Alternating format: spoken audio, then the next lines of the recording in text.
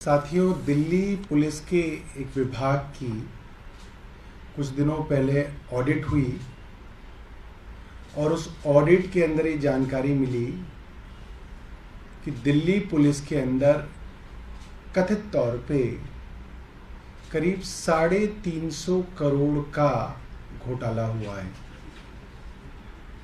बताया जाता है कि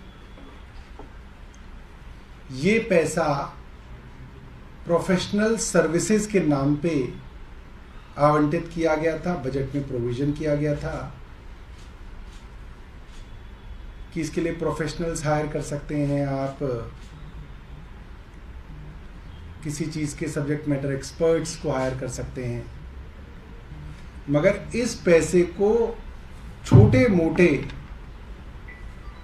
कामों में डाइवर्ट किया गया, जैसे रंगाई पुताई के कार्य, छोटी मोटी मरम्मत के कार्य, और उसके अंदर ठेकेदारों से फर्जी बिल बनाए गए, ऐसा आरोप है। और उन फर्जी बिलों के अंदर भी जो कार्य कराए गए, जो बताए गए हैं कि वो कार्य कराए गए, वो भी कई गुना बढ़ा चढ़ा के उन कामों को कराया गया। ये खबर कल एक अखबार के अंदर छपी, हिंदी के दैनिक में छपी, और उसके बाद से आज जब ये खबर छपी तो इसमें साफ जाहिर है कि इसके ऊपर दिल्ली पुलिस ने लीपापोती करना शुरू कर दिया। दिल्ली पुलिस के पास भारत की राजधानी की सुरक्षा व्यवस्था है, दिल्ली के अंदर इतने वीआईपीज हैं, उनकी सुरक्षा व्यवस्था है, और ये कहना बिल्कुल सही होगा कि दिल्ली के उपराज्यपाल के पास संविधान में केवल 2 कार्य दिए गए हैं। घूमना फिरना तो कहीं भी कर सकते हैं, वो किसी नाले पे चले जाएं, किसी बाग में चले जाएं, जू में चले जाएं, जाने को कहीं जा सकते हैं। मगर जो संविधान में उनको काम दिए गए वो 2 ही हैं, एक तो लैंड यानी कि डीडीए, और एक पब्लिक ऑर्डर पुलिस यानी कि दिल्ली पुलिस। मैं ये समझता हूं कि पिछले इतने महीनों के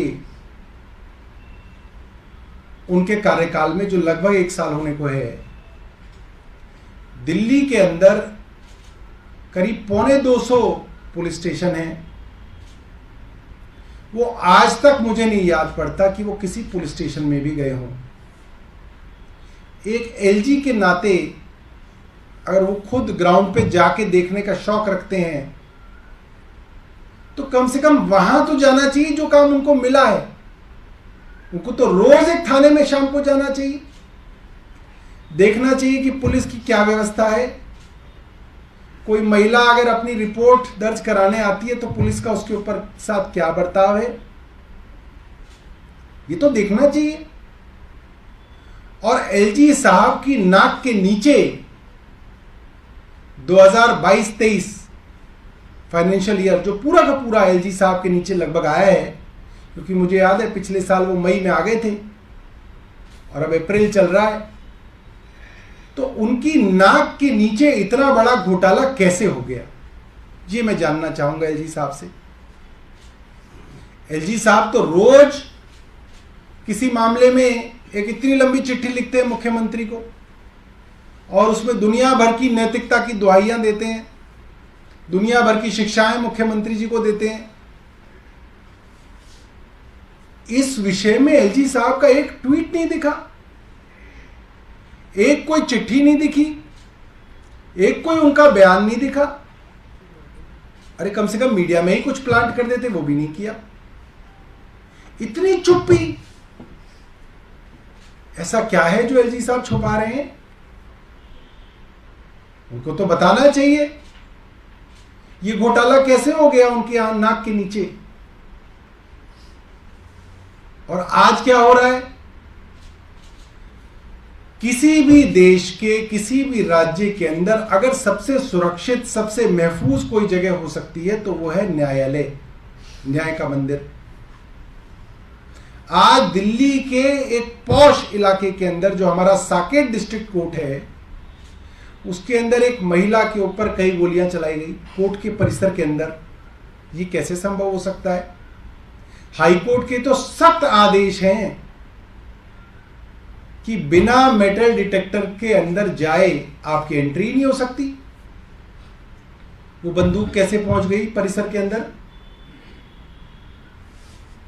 हर एंट्री के ऊपर पुलिस का बंदोबस्त होता है, तलाशी भी करते हैं, आईडी कार्ड भी देखते हैं, कैसे एंट्री हो गई, हथियार कैसे अंदर आ गया, क्या कर रही है पुलिस।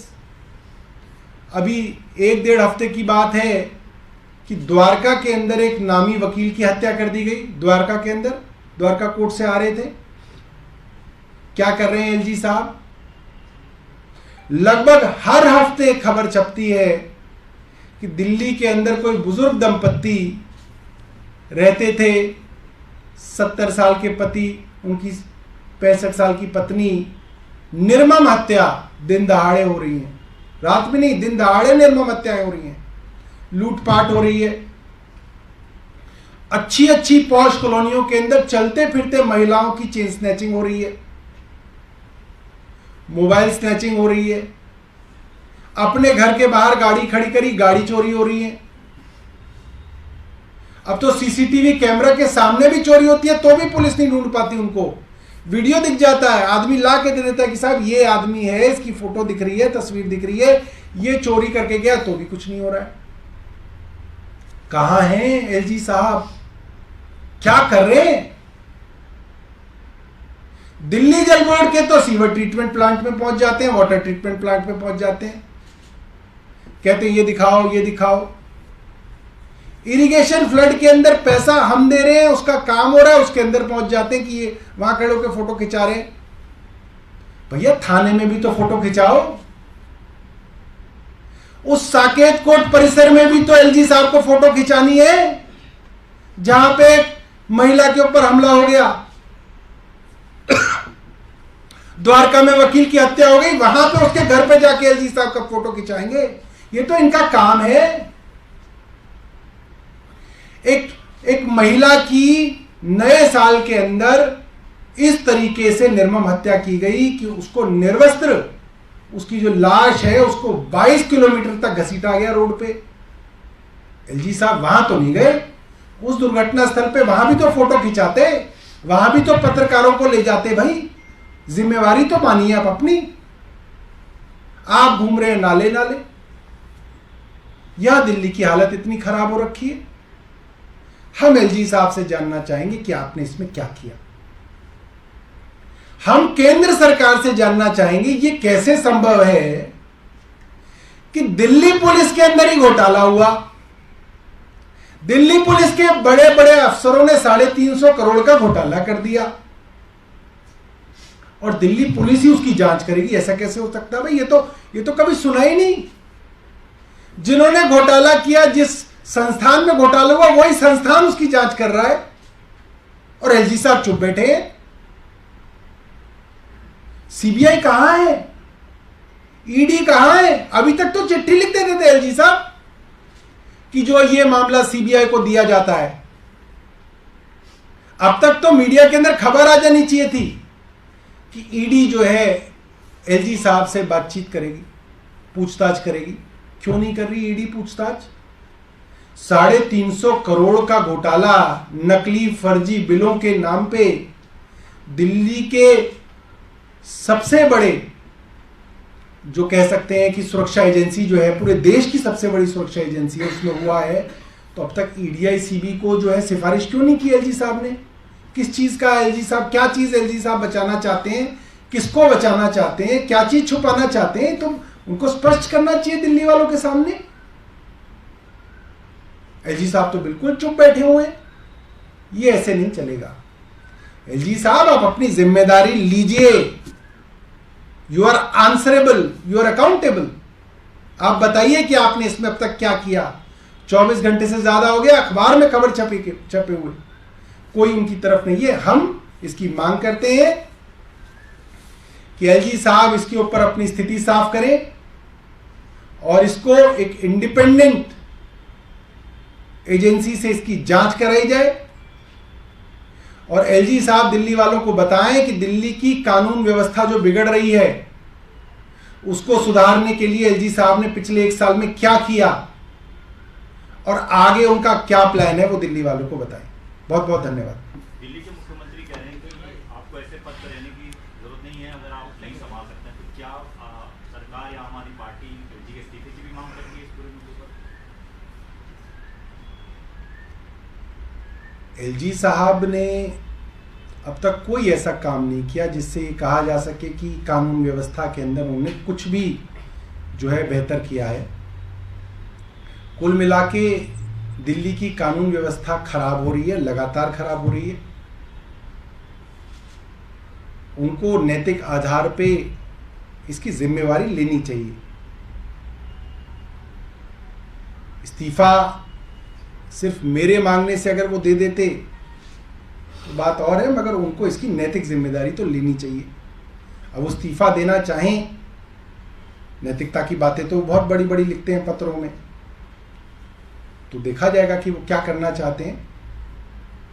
मेरी तो इतनी बस उनसे उम्मीद है कि कम से कम जिम्मेदारी तो लें। और कोई विषय? सौरभ जी, अभी आपने जो है भ्रष्टाचार के उनका आरोप लगाए हैं। एक बीजेपी ने प्रेस कॉन्फ्रेंस की है और कहा है कि एक मृत व्यक्ति के नाम पर रिश्वत देकर 6 से 7 बार वाहन का सर्टिफिकेट जारी किया गया। वो कह रहे हैं कि परिवहन मंत्री को इस्तीफा देना चाहिए, एलजी के पास शिकायत देकर जांच की मांग करेंगे। कब की है उन्होंने किसी? अभी की है 12 बजे। अभी कर 2017 में जो साल में 1 बार बनता है वो 1-2 महीने में 3 बार बन चुका है। अलग अच्छा, अलग मौत हो चुकी है 2017 में। किसकी मौत हो गई? व्यक्ति की जिसको सर्टिफिकेट दिया गया। जिसके नाम से सर्टिफिकेट किसने करी है पीसी? बीजेपी ने। मैंने देखी नहीं पीसी, अभी देख लूँ फिर बताता हूँ। क्या सर इसका काउंटर है? आपने 350 का जो भ्रष्टाचार का खुलासा किया है, तो क्या बीजेपी का काउंटर है? नहीं, मैंने तो वीरेंद्र सचदेवा की कभी कोई भी पीसी नहीं देखी आज तक, मगर ये देखूंगा, मैं बताऊंगा। कोरोना के मामले जिस तरीके से बढ़ रहे हैं, उस पर आपका क्या कहना है? पिछले 10-11 दिनों में 35-40 जी देखिए, ये कोरोना जिस ट्रेंड से इसकी ग्रोथ होती है किसी भी सिटी के अंदर, हम अभी इस चीज़ को देख रहे हैं कि पिछले कुछ हफ्तों में ये ट्रेंड बढ़ोतरी पे था, बट अब ऐसा दिख रहा है कि अब ये स्टैग्नेट होके ये धीरे धीरे जो ट्रेंड है नीचे आ रही है। वेव जो है धीरे धीरे फेड आउट कर रही है और मुझे लगता है कि कुछ हफ्तों के अंदर ये जो वेव है खत्म हो जाएगी दिल्ली की। कुछ मृत्यु भी हो रही हैं जो कि दुर्भाग्यपूर्ण है, और ज़्यादातर मृत्यु जो, क्योंकि हम हर मृत्यु का जो है एनालिसिस करते हैं, ज़्यादातर मृत्यु जो है वो कोमॉर्बिडिटीज़ की वजह से हो रही है, जिसमें जो कोरोना होना जो है वो एक इंसिडेंटल फाइंडिंग है उनकी। जनरली हेल्दी आदमी को इस वेरिएंट से कोई जो है फेटल जो है नहीं पाया गया है कि इससे उसकी मृत्यु हो सकती है या वो गंभीर बीमार हो सकता है। अभी तक इस वेरिएंट XBB 1.16 ओमिक्रॉन के अंदर नहीं पाया गया है, मगर फिर भी हम यही कहते हैं कि जो लोग भी कोमॉर्बिडिटीज़ के साथ हैं, लंबी और सीरियस बीमारी से ग्रस्त हैं, वो लोग अपना जो है प्रिकॉशंस लें, कोशिश करें घर में रहें, भीड़ भाड़ वाले इलाकों को अवॉइड करें। बाहर फिर भी निकलना हो तो वो लोग मास्क ज़रूर पहने, तो वो इसको अवॉइड कर सकते हैं।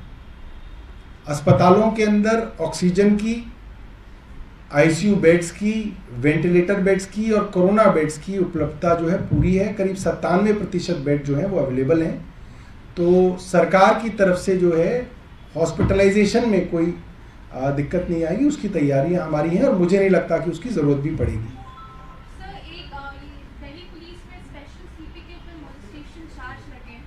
मोलेस्टेशन के चार्ज लगे हैं? हाँ, कौन है वो लोग? दिल्ली पुलिस में स्पेशल CP ठीक है। और जूनियर पुलिस ऑफिसर ने लगाए, जिसके ऊपर अभी एक इंटरनल कमेटी भी फॉर्म की गई, उस पे आप देखिए, इस तरीके के मामलों को तो बहुत गंभीरता से और सेंसिटिवली हैंडल किया जाना चाहिए, और मैं समझता हूँ कि जो उनकी इंटरनल कंप्लेंट्स कमेटी होती है, ICC होती है, उसके अंदर महिला अफसर भी जो हैं वो होती हैं, और मुझे उम्मीद है कि इसके अंदर जो है वो इसको सही तरीके से जो है, न्यूट्रल तरीके से जो है इसकी जांच करेंगे और इस तरीके के मामलों को जो है के लिए डिटरेंट क्रिएट करना बहुत ज़रूरी है कि इस तरीके की चीज़ें ना हों। अब फायरिंग का भी एक वीडियो आ गया है, उसमें दिख रहा है बहुत फियरलेसली जो अटैकर है वो मल्टीपल राउंड्स गोली चला रहा है, बंदूक अटैक जाती है, फिर गोली चलाता है, भाग जाता है। तो आपको लग रहा है कंप्लीट कोलैप्स की सिचुएशन जैसी स्थिति लग रही है? बहुत ज़्यादा गंभीर हालत है दिल्ली के अंदर। आप बाहर जाके आप लोगों से पता कीजिए, लोगों को बिल्कुल ऐसा लगने लगा है कि दिल्ली के अंदर कानून व्यवस्था कोलैप्स कर गई है। द्वारका के अंदर वकील की दिन दहाड़े हत्या हो जाती है और उस वकील की हत्या हो जाती है जिसके ऊपर थ्रेट ऑलरेडी था, जिसको कुछ दिनों पहले तक पुलिस की सिक्योरिटी प्रोवाइडेड थी, उसकी हत्या हो जाती है। बहुत बड़ी बात है। आज कोर्ट परिसर के अंदर जो है एक महिला के ऊपर गोलीबारी हो जाती है, बहुत गंभीर बात है। मुझे लगता है कि इसके अंदर एलजी साहब को पूरी जिम्मेदारी लेनी चाहिए। जहां पे पुलिस विभाग 350 करोड़ के भ्रष्टाचार के अंदर मग्न है, वहां आप कानून व्यवस्था की कोई बहुत ज्यादा उम्मीद नहीं कर सकते। सर, आप इसे कानून व्यवस्था से जोड़ रहे हैं। बीजेपी का कहना है कि आपसी रंजिश थी और इसे आप लॉ एंड ऑर्डर पे लाकर गंदी राजनीति कर रहे हैं। भाई, आपसी रंजिश तो हमेशा ही रहती है लोगों की। वो आपसी रंजिश के अंदर किसी का हौसला इतना ना हो जाए कि वो कहे कि मैं इसको उड़ा देता हूं गोली करके, यही तो काम है। वो तो ऑब्वियस सी बात है कि कोई बंदूक कोई ना टेस्ट कर रहा था जो किसी को गोली मार दी। आपसी रंजिश होगी, कोई दुश्मनी होगी, मगर कानून व्यवस्था का डर होता है कि आदमी अपनी आपसी रंजिश को ये सोचता है कि रंजिश रंजिश ही है, मगर इसके अंदर कोई आप कोर्ट के अंदर कोई ना जो है गोलीबारी कर देंगे। जिस भी आदमी ने ये जो है ये बात कही है, बहुत मूर्खतापूर्ण जो है कुतर्क दिया है उन्होंने। सिर्फ कुतर्क है, इसके अलावा कुछ नहीं है। सौरभ सर, सारिका वर्मा है आपकी स्पोर्ट्स पर्सन, उन्होंने सवाल उठाए हैं पुलवामा हमले को लेकर के और कहा है कि जब भी देश में इलेक्शंस होते हैं हमारे फौजी भाइयों पे खतरा मंडराने लगता है। ये पुलवामा में जो अभी सत्यपाल मलिक ने जो बयान दिए थे अपने इंटरव्यू में, उसके ऊपर कहा, उन्होंने ये कहा। सत्यपाल मलिक जी ने ये बताया है कि 11 बार इंटेलिजेंस के इनपुट्स आए कि कश्मीर में फिदाई अटैक हो सकता है। इस तरीके की संकेत भी आए कि फौज या पैरामिलिट्री फोर्सेस के ऊपर इस तरीके का अटैक हो सकता है। इस तरीके के संकेत भी आए कि आरडीएक्स से भरी कार उस नेबरहुड के अंदर कई दिनों से घूम रही है। उसके बावजूद सीआरपीएफ की मूवमेंट के लिए हवाई जहाज केंद्र सरकार ने नहीं दिए, बार बार मांगने पर भी नहीं दिए। इसकी पुष्टि वहीं के गवर्नर सत्यपाल मलिक जी ने की। इससे बड़ा देशद्रोह कोई नहीं हो सकता कि सरहद पर देश की रखवाली करने वाले लोगों को आप एक हवाई जहाज नहीं मुहैया करा सके। आपको मालूम था कि उनकी जान को, देश की सिक्योरिटी को खतरा है, उसके बावजूद उनके लिए केंद्र सरकार ने कुछ नहीं किया। अगर देश के अंदर सही हालात होते तो इस तरीके के लोग जिन्होंने उन सैनिकों की हत्या होने दी, उनके ऊपर देशद्रोह का मुकदमा चलता। ये देशद्रोह से कम नहीं है। सर आप कहते हैं law and order situation Delhi में अच्छी नहीं, कोलैप्स कर गया, आपके अंडर नहीं आती। पंजाब में आपकी सरकार है, आप वहाँ पे लॉरेंस बिश्नोई 2 बार इंटरव्यू दे देता है जेल से ऊपर, किसी के ऊपर कार्रवाई नहीं होगी। वहाँ पे आरपीजी अटैक हो जाता है मोहाली इंटेलिजेंस में, उधर किसी पे कार्रवाई नहीं होगी। तो आप उसके बारे में क्या कहना चाहेंगे कि लॉ एंड ऑर्डर सिचुएशन जहाँ पार्टी के पास पावर है, जहाँ कंट्रोल कर सकते हैं, उधर क्या कहना चाहेंगे आप? देखिए, पंजाब के अंदर जितना बड़ा ऑपरेशन एक एक्सट्रीमिस्ट ग्रुप पे पंजाब सरकार ने पिछले दिनों किया और जिस तरीके से लगातार कार्रवाइयाँ हो रही हैं, गिरफ्तारियां हो रही हैं, विजिलेंस विभाग द्वारा अपने ही मंत्रियों और विधायकों के ऊपर कार्रवाई की जा रही है। मुझे लगता है कि एक बहुत बड़ा कदम पंजाब ने पिछले 1 साल में बेहतर व्यवस्था की तरफ बढ़ाया है। ये ज़रूर है कि जब भी अच्छा काम होगा कुछ ताकतें डिस्टर्ब करने की कोशिश करेंगी, मगर पूरी आम आदमी पार्टी को पंजाब के मुख्यमंत्री भगवंत मान सिंह जी के ऊपर बहुत फ़क्र है, बहुत मान है कि वो पंजाब जैसे सेंसिटिव स्टेट के अंदर भी कानून व्यवस्था कायम करने के लिए लगातार आगे बढ़ रहे हैं और ईश्वर ऊपर वाले उनके ऊपर जो है हमेशा अपना आशीर्वाद बना के रखें।